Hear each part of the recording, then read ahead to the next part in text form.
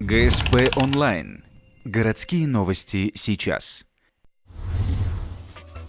Среда, 16:00, Дворец культуры. Праздник День первокурсника. Традиционный для Ухтинского университета концерт является своеобразным посвящением всех студентов-новобранцев. Сегодня они совместно со старшими товарищами продемонстрируют свои таланты.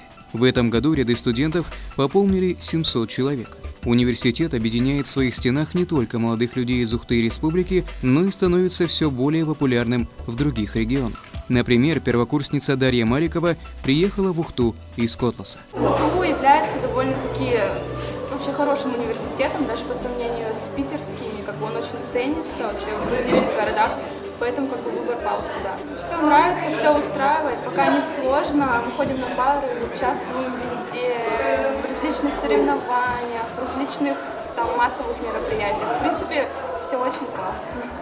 Одна из отличительных черт Ухтинского университета – возможность раскрыть свои таланты. Сегодня новобранцы знакомятся с творчеством танцевальных коллективов United Beat, Наргиз и Радость, а также стройотрядовцами и женской хоккейной командой Арктик Университет. Также ребят приветствуют директора институтов, входящих в состав УГТУ. По словам наставников, путешествие по планете университет, возможно, будет не самым простым, но, безусловно, самым запоминающимся.